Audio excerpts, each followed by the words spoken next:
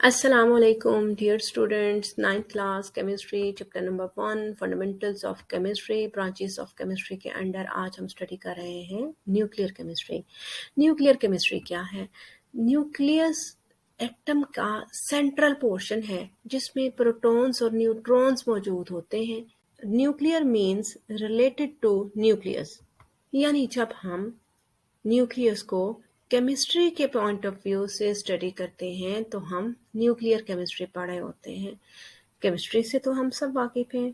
अगर आपको इसकी बेसिक्स के बारे में नहीं, इसकी डेफिनेशन के बारे में नहीं पता तो वीडियो के डिस्क्रिप्शन में इसका लिंक गिवन है, आप वहां से जाकर इसको स्टडी कर सकते हैं। सो इन शॉर्ट, केमिस्ट्री क्या है? जब हम मैटर की को स्टडी करते हैं in terms of their composition, structure, properties और उनके रिएक्शंस को, तो हम केमिस्ट्री पढ़ते हैं। अब इसी के साथ इन्हीं चीज़ों को हम न्यूक्लियस से जोड़ देते हैं। जब हम इनकी यही चीज़ें जो हमने मैटर में देखी हैं, चूँकि एटम भी एक मैटर का पोर्शन है, मैटर का बल्कि बेसिक मेन यूनिट है, तो उसमें ही मौजूद सेंट्रल पोर्शन जो न्यूक्लियस है, जब हम उससे रिलेटेड न्यूक्लियस से रिलेटेड उसकी प्रॉपर्टीज़ को, उसकी कॉम्पोजिशन को, उसके रिएक्शंस को और उससे होने वाले तमाम मामलात को स्टडी करते हैं तो हम न्यूक्लियर केमिस्ट्री पढ़ते हैं। Let's see it's definition. Nuclear chemistry is the branch of chemistry. Chemistry की ही एक शाख है that deals with the radio activity, nuclear processes and properties. यानी 3 चीज़ों पे बेस्ड है: radio activity, nuclear processes and properties of nucleus. Radio activity क्या है? स्टूडेंट्स, अगर आप डिटेल में रेडियो एक्टिविटी के बारे में जानना चाहते हैं तो आई बटन पे क्लिक करके आप अपनी बेसिक कॉन्सेप्ट को क्लैरिफाई कर सकते हैं। क्या हुई न्यूक्लियर केमिस्ट्री? जिसमें हम रेडियो एक्टिविटी को डील करते हैं, यानी जितने भी पीरियोडिक टेबल में अनस्टेबल न्यूक्लियाई मौजूद हैं, जब वो स्टेबल होने की खातिर अपने अंदर से एनर्जी को रिलीज करते हैं और खुद स्टेबल हो जाते हैं, तो इस पूरे अमल को हम रेडियो एक्टिविटी का नाम देते हैं। सो रेडियो एक्टिविटी का फिनोमेना अंडर न्यूक्लियर केमिस्ट्री ही डील किया जाता है। इसके अलावा मुख्तलिफ रिएक्शंस जैसे कि फिशन एंड फियन, यानी जब फिशन और फियन दोनों जो है, नाम इनका रिप्रेजेंट कर रहा है इनके मैकेनिज्म को। फियन फ्यूज करना, यानी 2 पार्टिकल्स फ्यूज करके एक नया पार्टिकल बना देते हैं, तो ये फियन हुआ, जुड़ना। On the other hand fission, टूट जाना, एक बड़े पार्टिकल का, न्यूक्लियर पार्टिकल का छोटे पार्टिकल्स में तकसीम हो जाना, इसको हम फिशन कहते हैं। सो ये रिएक्शंस हैं जिसको हम न्यूक्लियर रिएक्शंस कहते हैं। सो हमने 3 चीज़ें देखी थी न्यूक्लियर केमिस्ट्री की डेफिनेशन में: रेडियो एक्टिविटी, न्यूक्लियर रिएक्शंस कुछ इस टाइप के होते हैं। रेडियो एक्टिविटी मैंने आपको पीछे एक्सप्लेन की।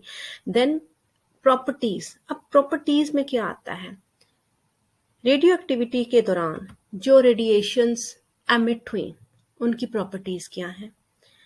मैकेनिज्म जो फिशन एंड फियन रिएक्शन का हुआ, उनके पार्टिकल्स की प्रॉपर्टीज क्या हैं?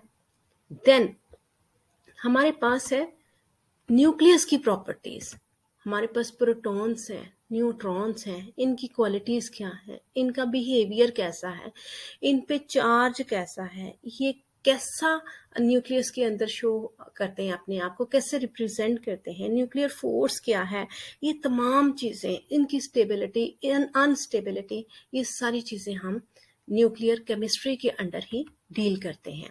सो अगर हम इसकी डेफिनेशन लास्ट एक दफ़ा रिव्यू करें तो हमें मिलेगा: nuclear chemistry is the branch of chemistry that deals with the radio activity, nuclear processes and their properties. तीनों मैंने आपको एक्सप्लेन भी कर दी हैं। आई थिंक आपको समझ भी आ गई होगी।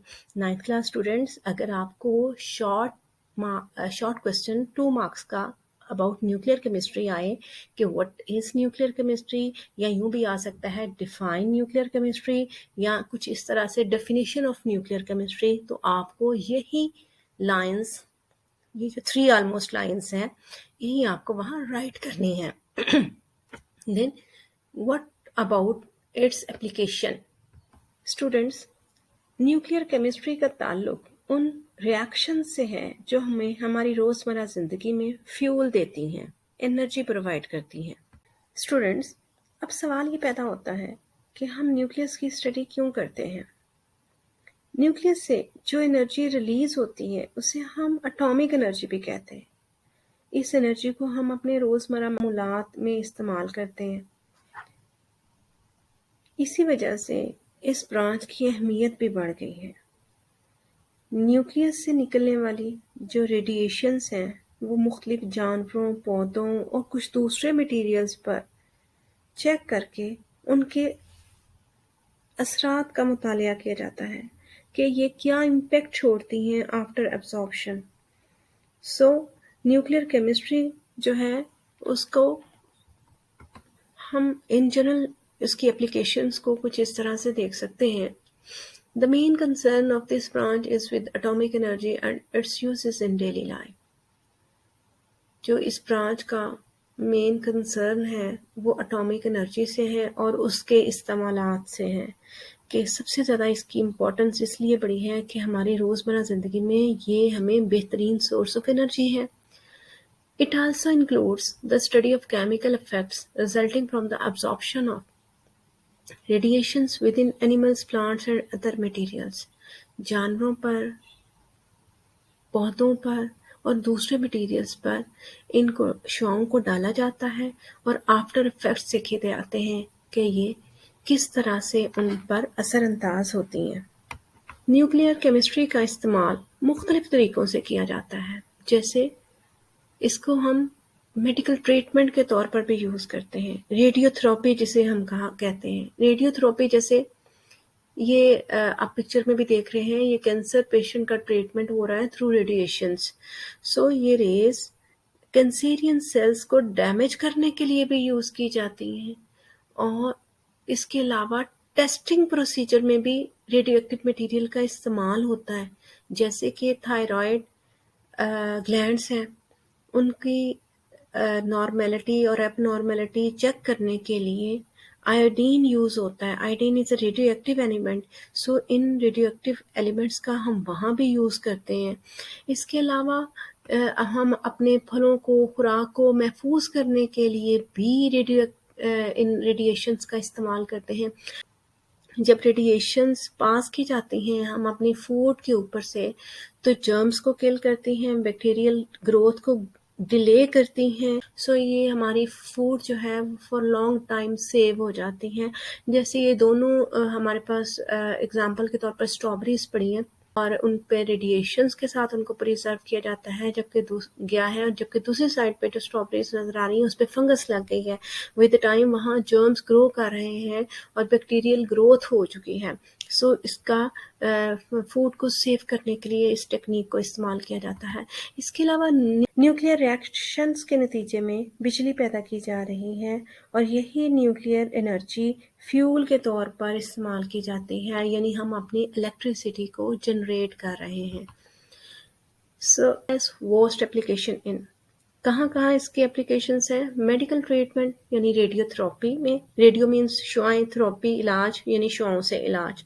नंबर 2 है जी प्रिजर्वेशन ऑफ फूड, खुराक को सेव करने के लिए। And number 3 is generation of electrical power यानी लाइट, बिजली का इलेक्ट्रिकल पावर को जनरेट करना इन्हीं न्यूक्लियर रिएक्शंस के थ्रू। स्टूडेंट्स, ये इसकी एप्लीकेशंस हैं जो मैंने अभी आपको एक्सप्लेन किया, जिनके बारे में अगर आपको लॉन्ग क्वेश्चन आ जाए तो आपने डेफिनेशन के साथ साथ इन एप्लीकेशंस को भी राइट करना है। स्टूडेंट्स, आप चाहते हैं कि आपको इनसे रिलेटेड वीडियोस भी मज़ीद मिलती रहें तो please subscribe me. Thank you.